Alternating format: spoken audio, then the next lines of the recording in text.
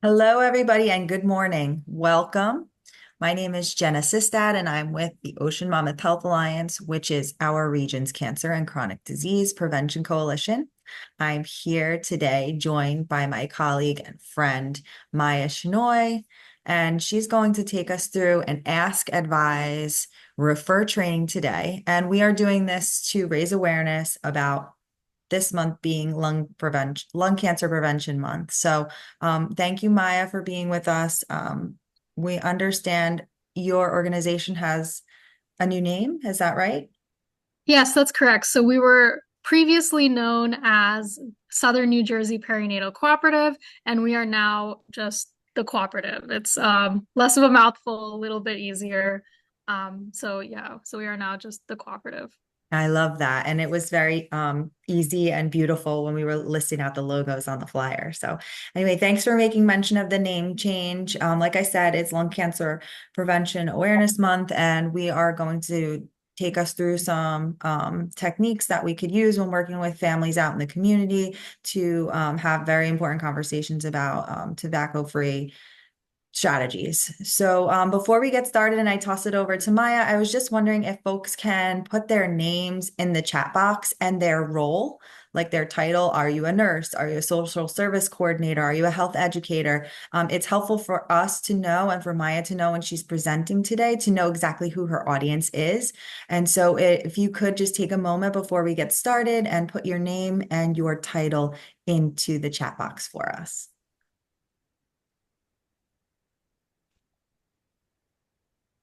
Okay, we have a health educator specific to tobacco. Great. Yeah. Thank you so much.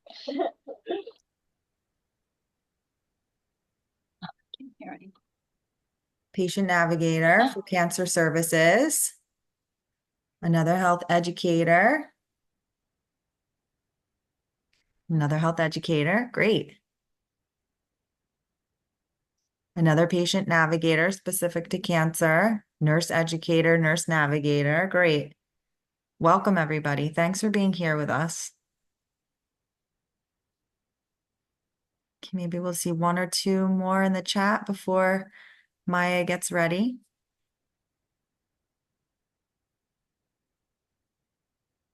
Okay. All right. Thanks everybody for putting your roles, your titles there in the chat box to identify who you represent and what kind of work that you do. Again, I just want to thank you, Maya Shinoy from the Cooperative for coming to do this with us today. And yeah, I'll turn it over to you for Ask, Advise, Refer, AAR for short. Okay, perfect. Can everyone see my screen? Okay. Well, great. So, good morning, everyone. Thank you so much for joining me today. My name is Maya Shinoy, and I am the Tobacco Programs Manager at the Cooperative. So today we're going to do Ask, Advise, Refer, which is the tobacco brief intervention model. And I'm really excited to have you here today to just learn more about tobacco and kind of how to navigate the care settings with tobacco cessation in mind. I can see that we have we have a very diverse audience in terms of roles. So, really, what I want you to get out of this is to be able to apply these to your role. And that's going to look different for everyone. But just keep the general idea in mind when you're working with your clients or when you're creating health education content.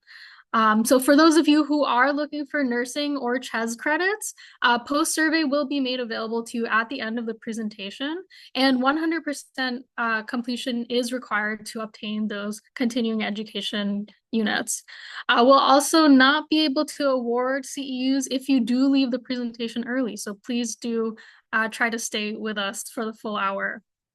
I also do encourage everyone to complete the post survey, whether you need credits or not, because it does really help us, know that we're on the right track with these trainings and give us that feedback. So like Jenna said, the presentation will be recorded, so you all can access it afterwards. So feel free to jot down notes, jot down questions, and we can take it at the end. But what I really, really want you to do, and as I mentioned in the previous slide, is think about those client scenarios while I'm going through this. Think about, what the scenarios are going to look like for your individual practices, for your individual day-to-day work. Because I'm going to give you a general overview, but then it's your job to, take that and implement it to your day-to-day work. So these are kind of the general objectives that we're going to touch on for this presentation. So the first objective is to develop practice-wide protocol to assess and address tobacco use by utilizing Center for Disease Control's evidence-based Ask, Advise, Refer brief intervention model. The second objective is to apply motivational messages about tobacco use into regular interactions with clients. And then the third objective is to summarize the health risks that are associated with smoking, exposure to second and third hand smoke, tobacco dependence, and electronic nicotine delivery systems. And so for the next few slides, we're going to look at the current smoking trends in both the US and the state of New Jersey. So here are both national and state-specific rates. So starting with adults, we can see that the national smoking rate is at 14%, and the rate of New Jersey adult residents is 13%. So we're not too far behind for the national average rate. Pregnant women in New Jersey fall at 3.6% for smoking rates as of 2018. And when we're looking at other populations, such as high school students and youth, the rate for New Jersey high school students for any tobacco, including cigarettes and e-cigarettes, was 21.7%, which is not too much lower than the national rate, which is 23.6%. Specifically, when we're looking for cigarettes, we're looking at a rate of about 3.8% in the state and 4.6% nationally. So we can see that tobacco use is still an epidemic for both adults and youth. So now, as people who work in healthcare or work closely with healthcare, we're always thinking about the impact that certain actions can have. Tobacco and smoking has a significant impact on healthcare. It's estimated that for every $1 that's spent on tobacco prevention, states can reduce tobacco-related healthcare expenditures and hospitalizations by up to $55. Smoking is estimated to cost the US between $132.5 and $175.9 billion in medical expenses, as well as $151 billion that's lost in productivity due to premature death every single year. So that's a lot of money that's being taken away just from smoking. So now moving on to the clinician impact. I know some of you all said that you're health educators, you're social workers. For the sake of the training today, we're going to look at it from a clinician perspective. So again, like I mentioned at the beginning, it's going to be on you to kind of implement what you learn here today into your own roles, because you know your role better than I do. So you can use these tools on anyone, really. You can even use it on your loved ones. So it's really just a method to kind of help get that conversation going. So again, Ask, Advise, Refer is a brief intervention model that meets the clinical practice guidelines for treating tobacco use and dependence. Tobacco dependence is a chronic disease that often requires repeated interventions and multiple attempts to quit. Clinicians should encourage every patient willing to make a quit attempt to use the counseling treatments and medications recommended in the guideline. The brief tobacco dependence treatment is effective. Clinicians should offer every patient who uses tobacco at least the brief treatments shown to be effective in this guideline. So brief tobacco cessation interventions, they only take a small amount of office time, but when successful, it can greatly improve the quality of life for your patients or your clients. It's said that 70% of smokers want to quit smoking, and decades of research does show that clinicians can have an important impact on their patients' likelihood of achieving that cessation. So compared to patients who receive no assistance from a physician, patients who do receive assistance are between 1.5 and 2 times more likely to successfully quit for 5 months or more, which is significant. It's also important to remember that it only takes 3 minutes to use Ask Advise Refer tobacco brief intervention. Okay, so let's now get into the actual intervention of Ask Advise Refer. So it really is as it sounds. You want to ask, you want to advise, and you want to refer. So first is to ask, and first you want to ask about the patient's tobacco use. Second is to advise. This is where we want to advise tobacco users to quit. And in this step, we're also going to determine what their readiness is to quitting. And then lastly, we're going to refer them to resources, and I will touch on those at the end of the presentation as well. And those are specific to New Jersey. So in the first minute, our purpose is to ask. Our goal here is to make the client comfortable talking about their tobacco use. So it's important that we ask every time at every visit if your patient is using tobacco, because they might have resumed using tobacco since their previous visit. They might have switched products. So you really want to make sure that you're updated and that you know what's going on with the patient's tobacco use. Rather than using the yes or no questions that are found on most electronic health records, we want to make sure that the questions are open-ended and that we're engaging the client. So something like, tell me about your tobacco use is open-ended. It's not just a, do you smoke, or yes or no, right? So we want to make sure that we're keeping that question open-ended. We also want to be sure that we're non-judgmental in the way that we're asking. And we want to be prepared, because a lot of clients and patients are not ready to talk about their tobacco use during their office visit. They could be caught off guard, and they may not want to talk about their smoking or vaping status. Somebody might be coming in for like a foot injury, and the last thing that they would be expecting is to talk about their vaping, right? So, you want to be prepared to have that conversation and know that your patient might be caught off guard. So continuing in the ask part of the intervention, we want to ask open-ended and non-judgmental questions. So we start by asking about the type and the amount of tobacco use.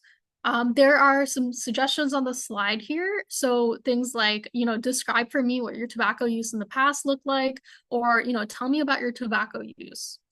If the person doesn't smoke, or they were an ex-smoker, they'll tell you, right? They'll say like, I haven't smoked, or I'm not a smoker, or, I haven't smoked in 3 years. They'll say something like that.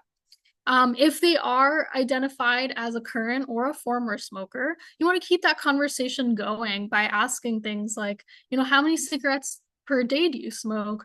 How many cigars per day do you smoke? Or how often do you puff on your e-cigarette or your vape?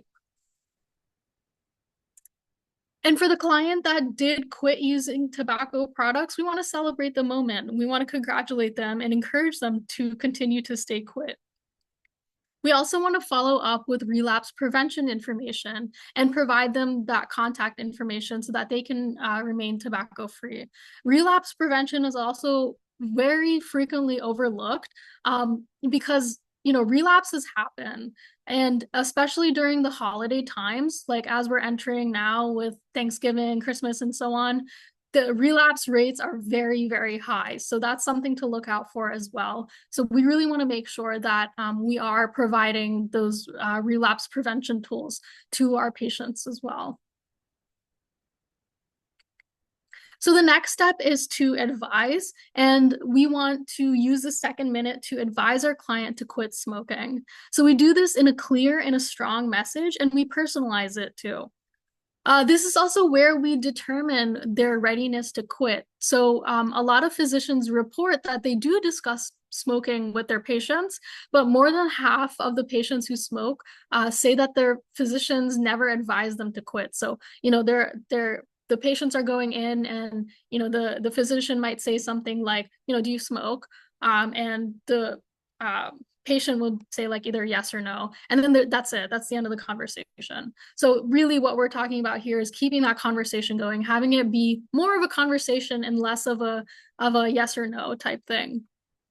So we really want to make sure that this advise phase has a clear and a strong message to make sure that the patient remembers this conversation happening. So, brief statements such as "you need to give up cigarettes" are not perceived as strong advice to quit.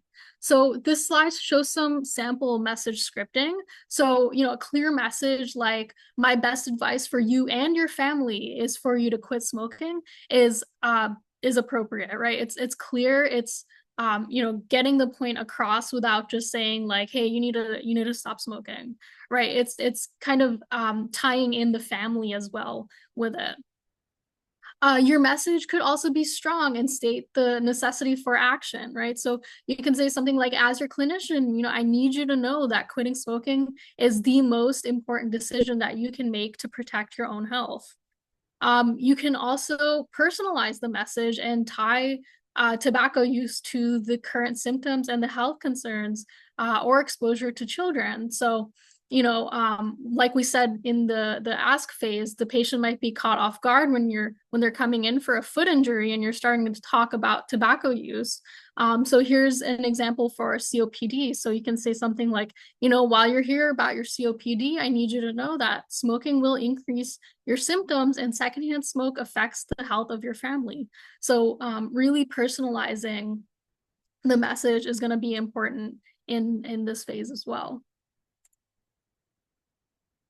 So some additional communication starters. So things like determining possible barriers that your patient might have to quitting. So this could be something like living with another smoker. You can also talk about previous quit attempts. So find out what's worked for them in the past and what hasn't worked. I also want to highlight that within the second minute, we're determining their readiness to enroll in a tobacco treatment program, as well as having an open conversation about their history of smoking and the cessation medications and NRT that they've used in the past. And NRT is nicotine replacement therapy.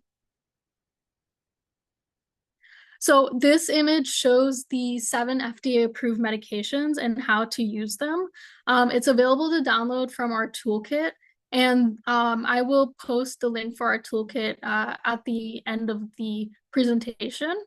I also want to mention that in New Jersey, Medicaid does cover all 7 of these FDA-approved medication with a prescription from the provider. So as long as the individual has a prescription from their provider, they can go get these medications free of charge. I'm not 100% sure on private insurances, but depending on what your patient has, you can always check with their carrier to see if it's covered. But Medicaid does cover all of these medications.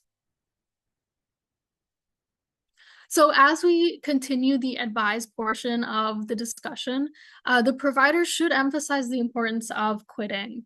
So as a provider, you want to employ the teachable moment before health problems get worse.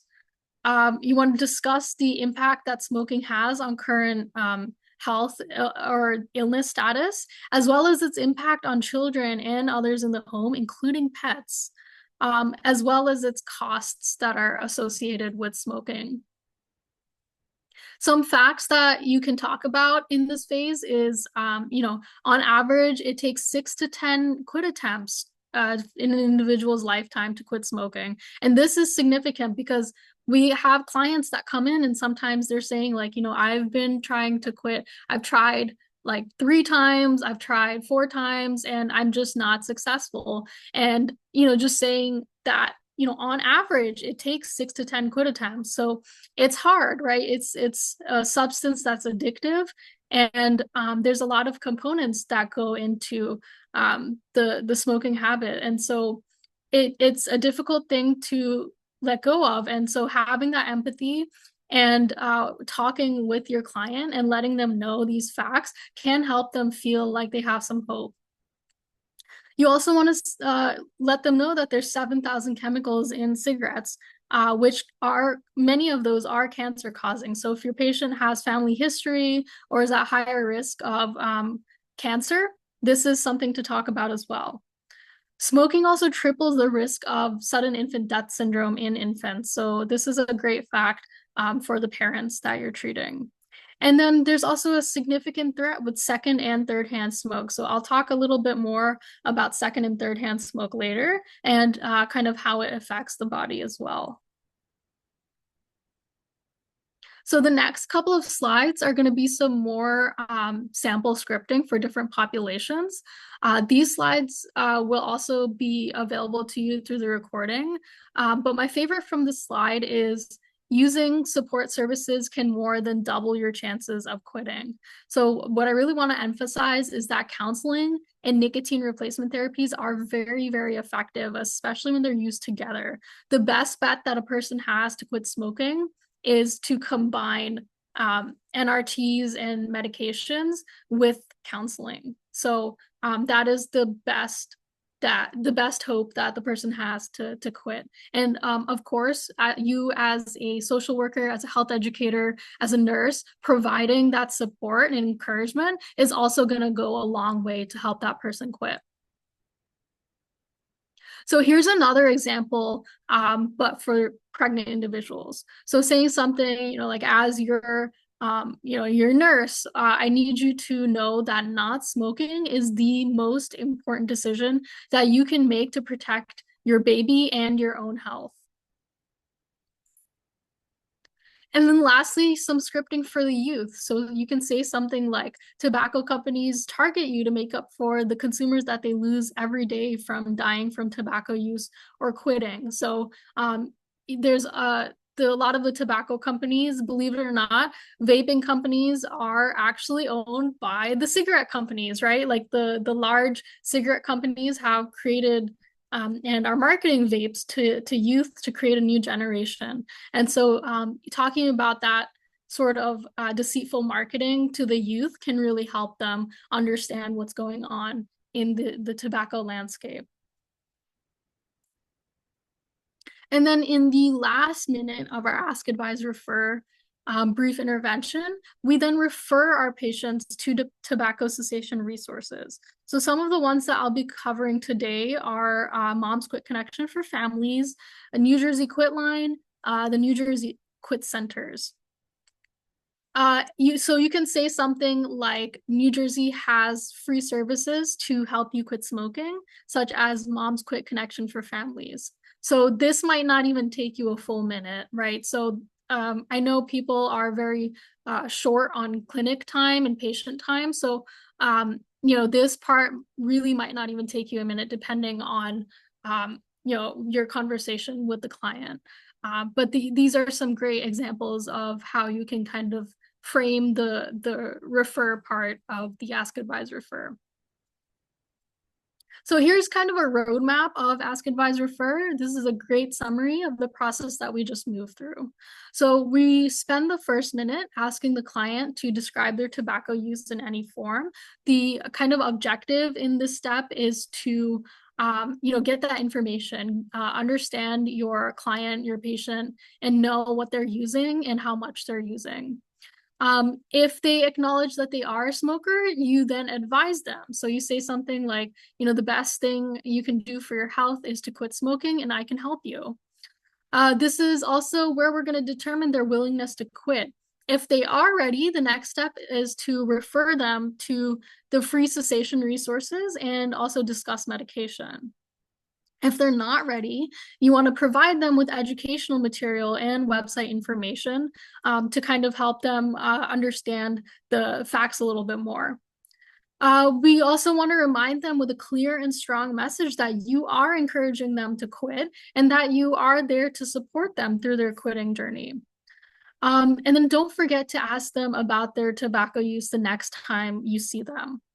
If they are not a smoker or if they're a previous smoker, we want to congratulate them. We want to celebrate that moment, and we want to provide relapse prevention materials to those who do have a history. Okay, so now that we've covered Ask Advise Refer framework, we also need to know what nicotine addiction is and what it looks like. So nicotine has an impact both on our nation and on our patients. Smokers become addicted to nicotine, which is a substance that is found naturally in the tobacco plant. But one thing to note about nicotine is that now it can also be synthetically derived in a lab. So it's not always coming from the tobacco plant. More people in the US are addicted to nicotine than any other drug. Research even suggests that nicotine might be as addictive as heroin, cocaine, or alcohol. And it's kind of interesting because we sometimes have, when we work with recovery agencies, people come in and they say, you know, I've quit heroin or I've quit cocaine, but cigarettes are just the one thing I can't give up. And so it kind of goes to show as to how addictive that they could be. Quitting smoking is also hard, and oftentimes it requires several attempts. So this is something that we need to approach in with empathy and understanding, because it is something that is difficult. People who stop smoking also often start again because of withdrawal symptoms, stress, and weight gain. And so, as I mentioned earlier, cigarette smoke is a deadly mix of more than 7,000 chemicals. Hundreds of those are toxic, and over 70 are known carcinogens.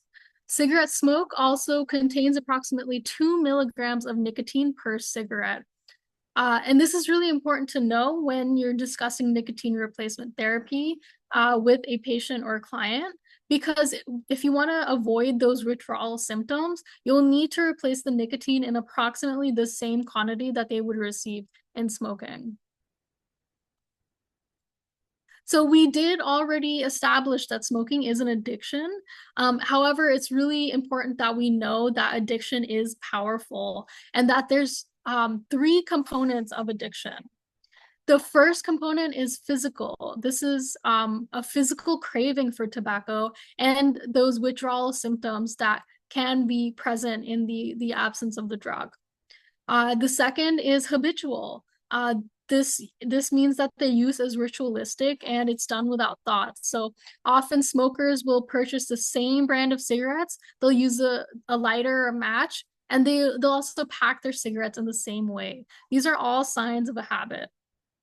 And then finally, we have psychological. So this is the belief that the user cannot function without the habit. So they might wonder, you know, or question how they're going to handle stressful situations without a cigarette. So as I mentioned, nicotine is highly addictive, and it really only takes a few puffs on a cigarette or an e-cigarette for that nicotine to enter the body. Within 7 to 10 seconds, the nicotine travels up to the brain's nicotine receptors, and high levels of nicotine will create a buzz feeling and release endorphins, which is the feel-good chemicals. It'll also release dopamine. And so what really happens in the brain is that you're getting dopamine from an outside source. And so your brain stops making its own dopamine because it's saying that you are getting that dopamine from an outside source. So then your brain is like, you know, why am I working so hard to make dopamine when I can just get it from a cigarette?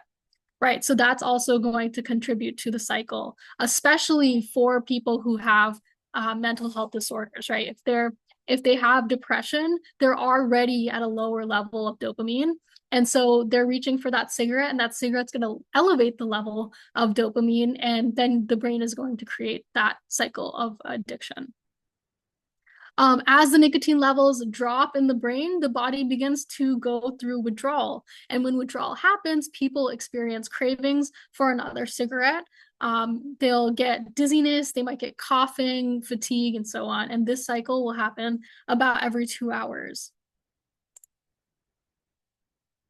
So I mentioned a few symptoms in the previous slide, and I want to say that in a clinical setting, sometimes we say recovery symptoms rather than withdrawal symptoms, because sometimes withdrawal has a little bit more of a negative association with it. The symptoms listed here are not all encompassing. You know, some people might have a bit more of these than others. It really depends on the person and how much and how long they've been smoking. So we have things like cravings for cigarettes, dizziness, trouble concentrating, coughing, headaches, constipation, irritability, and fatigue. These are all normal for recovery symptoms. And so this is probably one of my favorite slides on the whole presentation. This slide is a great motivational tool because it shows how the body begins to heal within minutes. So you can see that within the first hour, the blood pressure and the heart rate return to normal. And then within 2 days, nicotine is eliminated from the body. In 3 days, your breathing becomes easier. And after 1 year of being smoke-free, the risk of heart attack has decreased by 50%. In 10 years, your risk of lung cancer has also decreased by 50%. And within 15 years, your heart attack risk is the same as someone who has never smoked. So this is a fantastic tool, whether you're, working with a client, whether you have a loved one who is very adamant about, saying that, oh, the damage is already done on my body. I've been smoking for years. My body's never going to recover. This is a great tool to go through with that person and say, hey, actually, within 20 minutes, your body is going to start healing, right? So this is a great way to have that conversation and walk through the different steps of the body healing. Okay, so in this section, I'll just be continuing with the impact of tobacco on the body. So mentioning these facts about nicotine and health effects during the advised phase of the training can really help you inform your client about the risks that are associated with smoking and tobacco use. So it's clear now with years of research that smoking harms nearly every organ of the body and causes many diseases and reduces the health of smokers in general. There's actually more deaths that are caused each year by tobacco use than all deaths from HIV, illegal drug use, alcohol use, motor vehicle injuries, fires, suicides, and murders combined. So here are some of the impacts of smoking. So from this chart, you can see that smoking affects the whole body. There's a lot of different cancers that can come as a result of smoking. There's a number of pulmonary diseases, cardiovascular diseases, and other effects such as diabetes and cataracts that can also come as a result of smoking. So here we have the impacts of smoking on some different populations. So for women, there's things like infertility and conception delay. For a fetus, there's a 35% higher infant mortality rate. For babies, there's an increase in death and disability. You can also get things like cleft palate and lips, congenital heart defects. And smoking also lowers the milk supplies for mothers, which can cause issues as well for the child and the baby growing. For youth, they are also more likely to develop asthma and become addicted faster. And so I do want to make a note on breastfeeding as well. If there are mothers that do use tobacco, we want to encourage them to quit. However, the benefits of breastfeeding do outweigh the risks of nicotine. So breastfeeding is encouraged according to the American College of Pediatrics. So that's just one thing to keep in mind if you're working with a client who is breastfeeding. So smoking also has some impact on medications. Now, this is really important because think back to the slide where we were talking about, a patient coming in with a foot injury or COPD. If they're going on a medication, it's important to understand that that medication can be less effective because of smoking. So, for example, it can alter the metabolic rate of the medication, and it can affect antidepressants and antipsychotics. So dose adjustments might be needed when quitting. But something to note as well is that NRT, so nicotine replacement therapy, does not interfere with antidepressants and antipsychotics.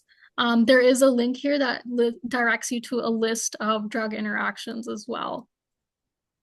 I also do want to touch on mental health and the impact that smoking has. So almost half of annual deaths from smoking are people who have mental illnesses or substance use disorders. The most common causes of deaths are the ones that can be caused by smoking. So think heart disease, cancer, and lung disease.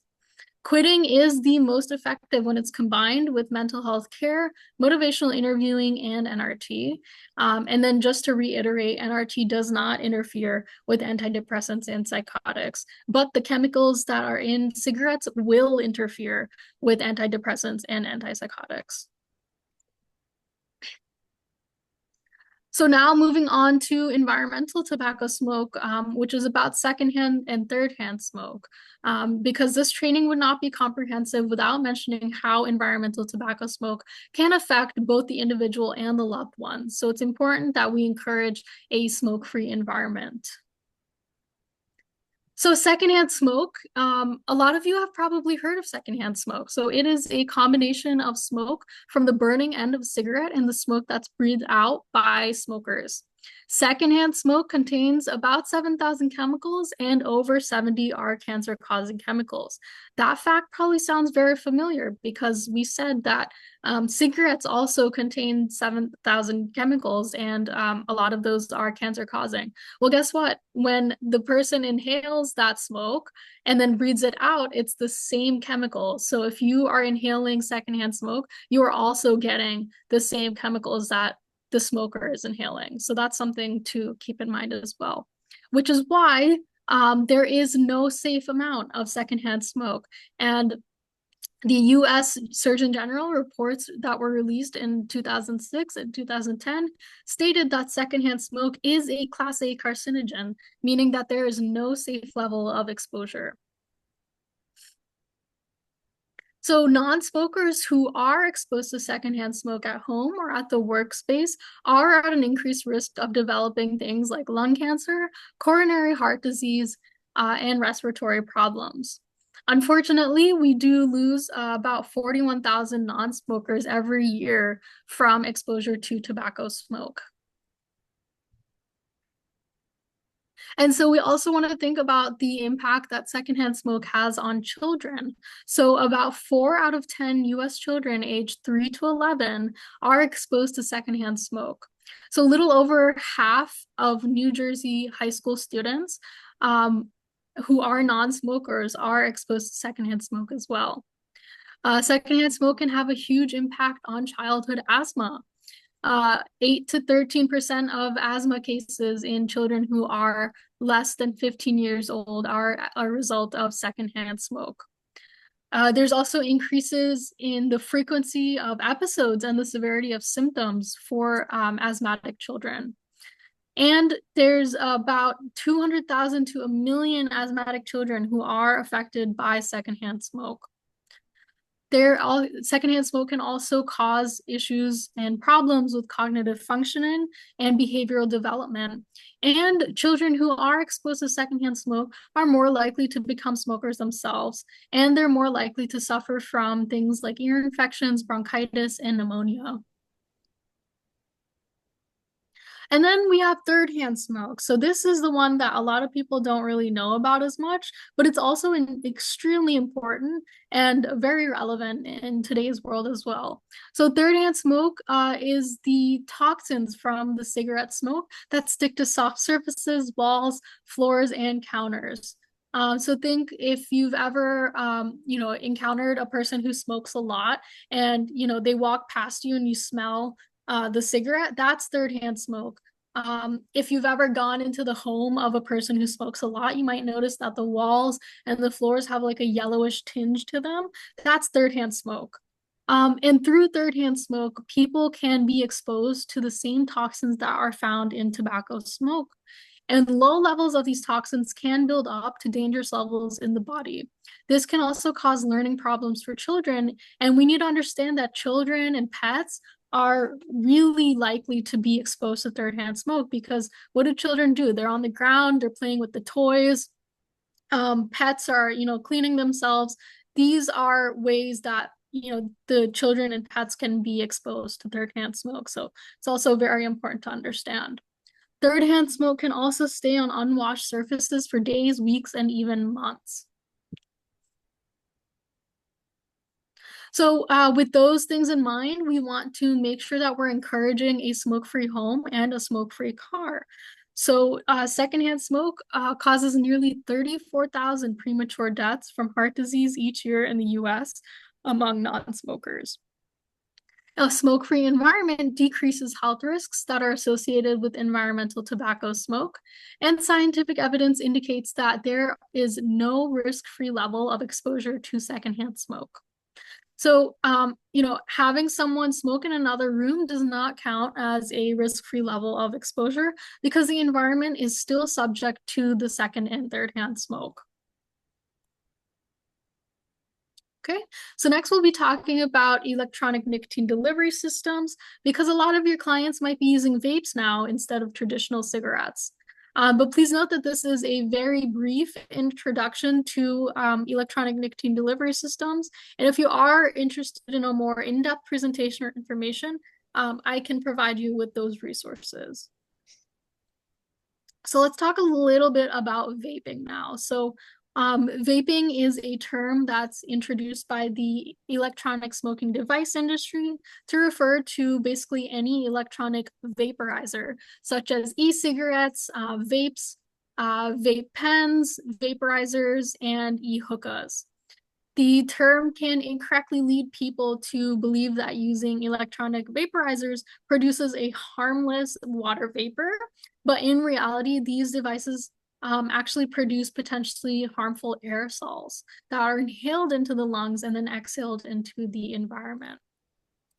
So the way that they work is that when a person inhales, a sensor triggers the vaporizer to heat a small amount of liquid flavoring and nicotine.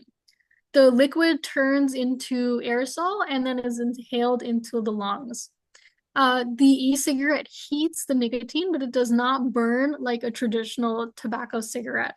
And the vapor also doesn't contain the 7,000 chemicals that traditional cigarette smoke has, but it can contain other things like heavy metals and really whatever the vaping company decides to put in it, because as of right now, a lot of the vapes are not regulated. So it's important to understand that most of the time, the e-liquid that's found in the vapes is just a mystery. We don't entirely know what's in it, but we know that typically it does contain some sort of flavoring, nicotine, as well as those heavy metals. So this slide is just showing some of the more recent products, although I guess they're not really recent anymore because there's even more products now. So you can see that the products do get very innovative. Notice that these are small, they're colorful, and they're shaped in a way that could be very appealing to youth. The one on the left is a working watch, and it's meant to be designed to be more discreet. If you're a teacher, you might be walking right past this because you just think it's a watch on a student's hand, but in reality, it is a vape. So just some more facts on e-cigarettes. So it is not an FDA-approved cessation device. So oftentimes the labeling is inaccurate and the nicotine content is not consistent. The question that we receive the most is it safer? And some things to note is that the vapor that's coming out is not water, it is an aerosol. And again, as the cigarettes contain the 7,000 chemicals, e-cigarettes doesn't contain those 7,000 chemicals, but they can contain toxins, they can contain metals and ultrafine particles. And 99% of the products do contain nicotine. They also have that flavoring. So the flavoring is generally recognized as safe for use in foods such as, cereal, popcorn, snacks, things like that, which means that your stomach can handle it, but your lungs cannot, right? So when we're inhaling those flavors, your lungs can have issues, inflammation and diseases such as popcorn lung. So you might have heard or you might have seen a lot of news articles, especially back in like 2019. There was e-cigarette or vaping product use associated lung injury, also known as EVALI. And the symptoms for this were coughing, shortness of breath, chest pain, nausea, vomiting, diarrhea, fatigue, fever, or weight loss. And the theories behind this was that in all cases of EVALI, there was some kind of vape product being used, and vitamin E acetate and black market cannabis was also found within the vape. The users also inhaled an oil-like substance that might have coated the lungs and caused that injury.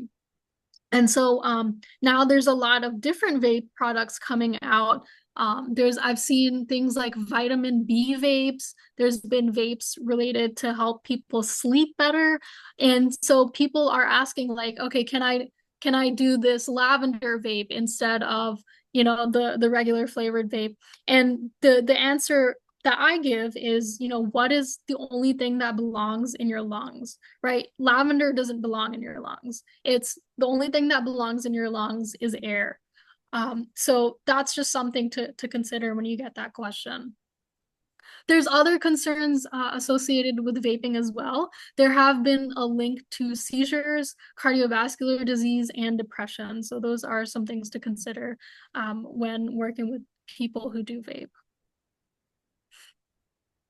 So just kind of a quick note on youth and electronic nicotine delivery systems. Over 5.4 million youth are current e-cigarette users. So that's 1 in 4 US high school students and 1 in 10 middle school students.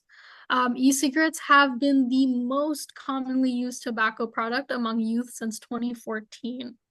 So on the right here is a marketing campaign. So note that this marketing campaign is targeting specifically youth because the marketing campaigns for vapes do not fall under the Master Settlement Agreement. And the Master Settlement Agreement basically banned any marketing of cigarettes and those traditional tobacco products. So that's why you won't see any cigarette ads at baseball games or anything anymore, is because of that Master Settlement Agreement. However, when that was created, vapes were not a thing back then. So they were not included under that.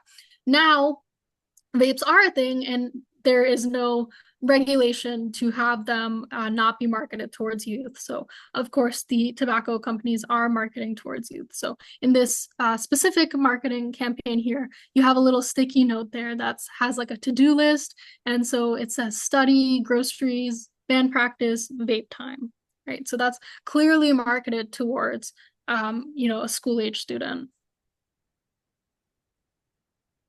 And so this slide shows us the use of e-cigarettes is a problem among those under 24-year-old.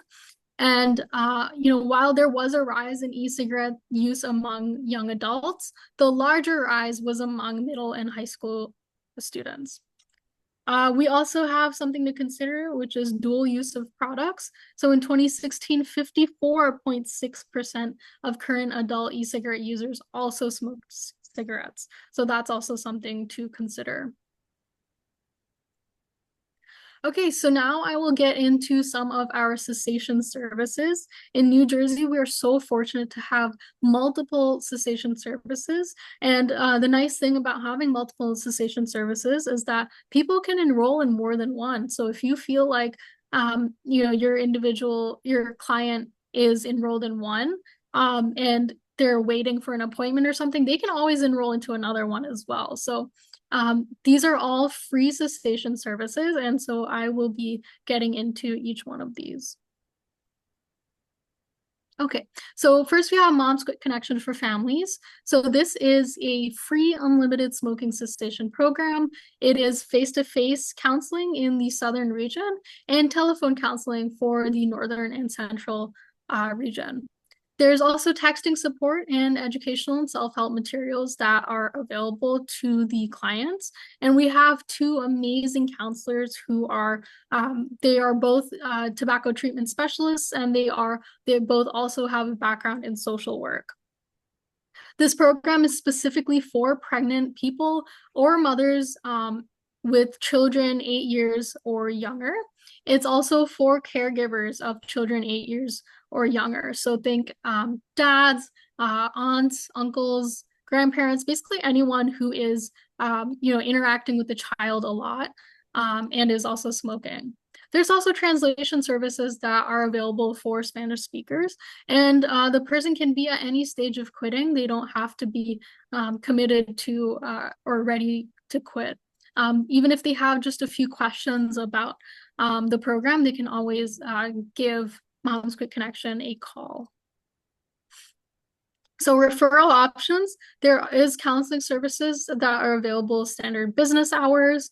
And there's also fax referral forms from providers. So you can send over a fax referral form to our counselors and they can get the individual enrolled. You can also do an email referral. So you can email Leanne Brash, and she is one of our counselors at Moms Quit. And there's also self-referral that's available and web referral. So I will say that web referral is probably the easiest way to get anyone referred to this program.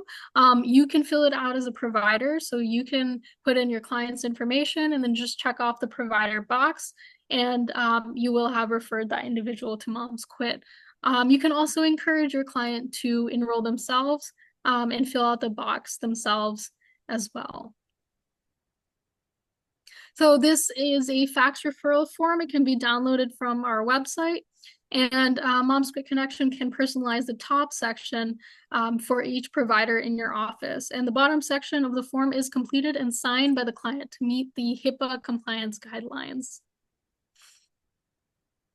And one of the things that I love about Moms Quit is that they also generate and send individual providers a report, which documents the status of each patient that they refer to the program. So if you referred somebody to Moms Quit, then you will receive an update on that client, and that'll let you know what their progress is so that you can talk about that the next time that client comes into your office.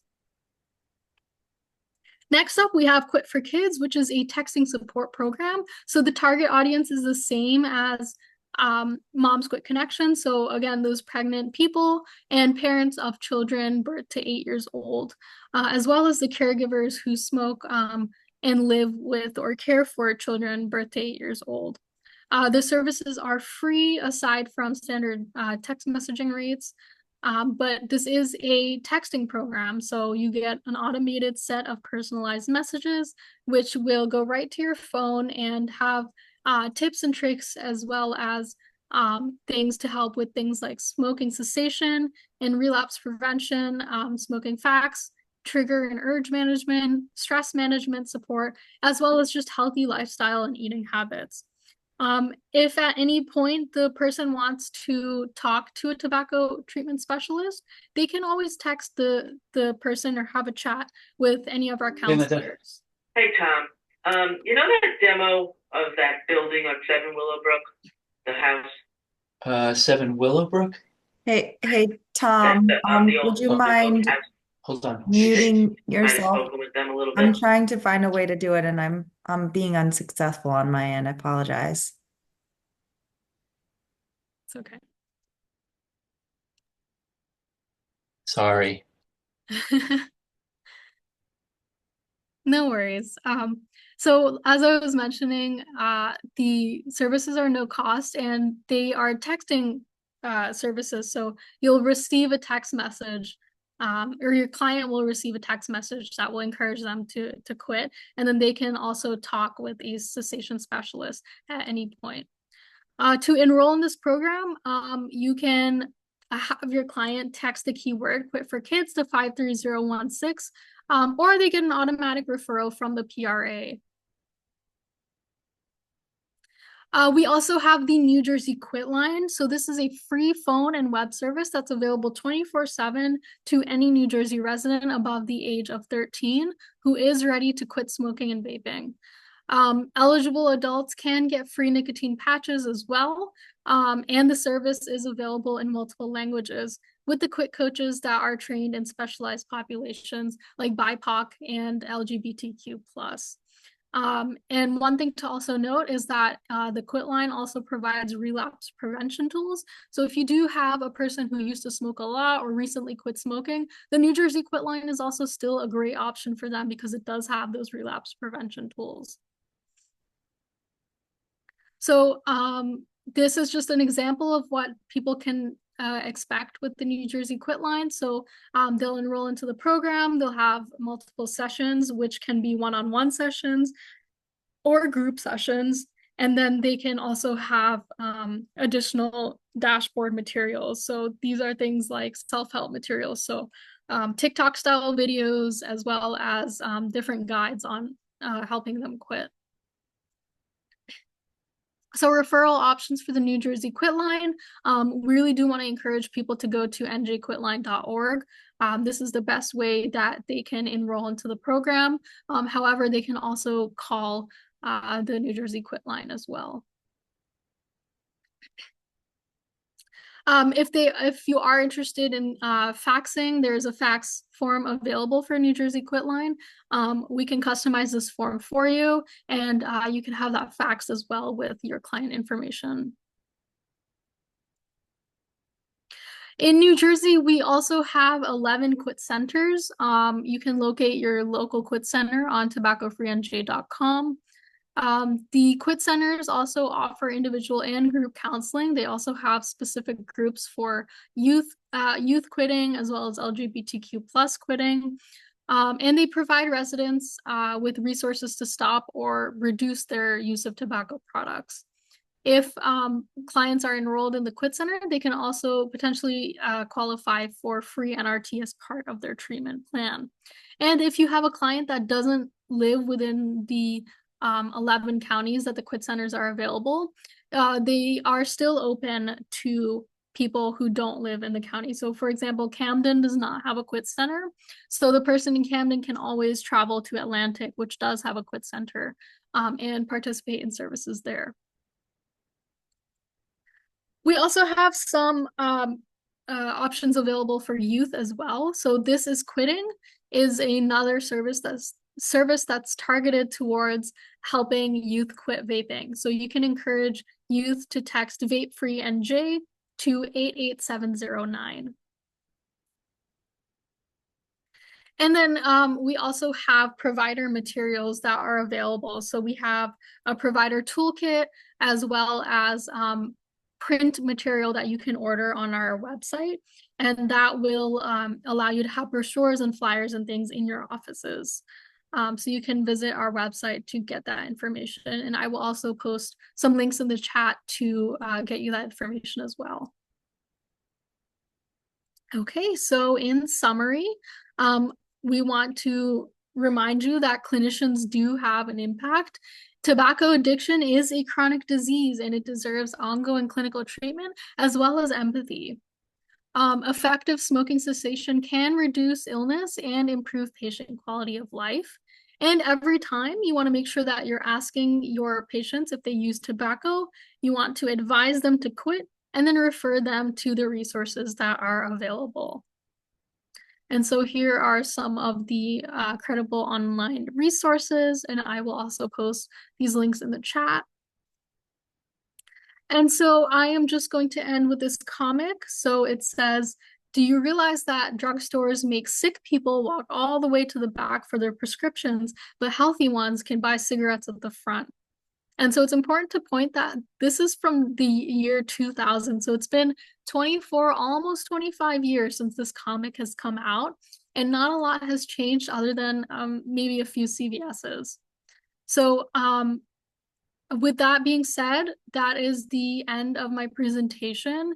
And I just want to make a note for the nurses in their room. If you do want continuing education units, please take the survey on the right. For Ches and everyone else in the room that is not a nurse, please take the survey on the left. We have a QR code there, and I will also post the link for the survey in the chat. It'll only take you just a few minutes to take it, but it's going to be very impactful for me to know how we're doing and to really structure these presentations. And as always, if you have any questions, please feel free to reach out, and I will address those as needed. So thank you so much, everyone. Thank you, Maya. I know we're just about 1 minute over, so I would like to give Maya the opportunity to put the toolkit and the links that she mentioned in the chat, as well as the surveys there. And look at that. She's so quick and she's so good. Does anybody have any questions for Maya before we end the training today? Hi, I just had a quick question. This is Aisa Durham from Screen NJ. Um, so I know we often are referring folks that smoke and that are interested in quitting smoking to the quit centers, but I hear a lot about the quit line as well. So is there a difference between the quit line and the quit centers? Are they just kind of personal preference in terms of where the patient would like to go? Like how do they differ? Yeah, so they are two completely different programs. The Quit Line is run by a company called RVO Health. So they are overseeing, the coaches. They're overseeing the treatment. They do receive 2 weeks of NRT.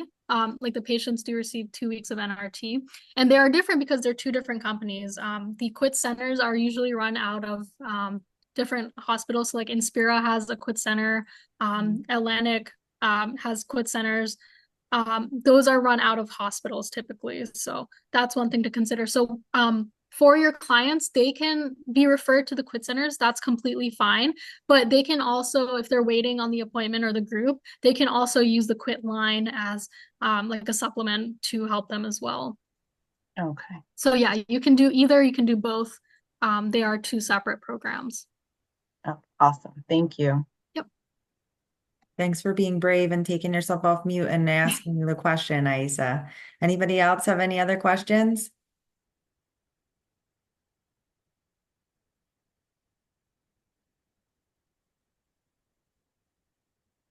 It's going to give me a quick second to read what Angelica's putting into the chat here.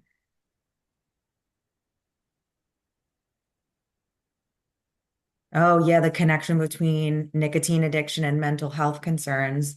Yes, those stats were very interesting Mhm. and alarming. Yeah. Yeah, definitely.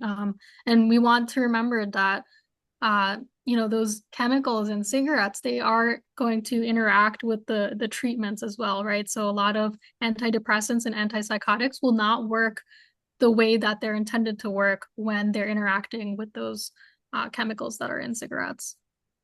So then that's going to make the mental health worse, right? Because you're not treating the mental health correctly with the medications being not as effective. If anybody has more education or information to share on that particular piece of it, mental health outcomes, nicotine addiction, I would love to explore that with you. Please separately message me. Are there any other questions or any other comments? You can take yourself off mute or put it into the chat.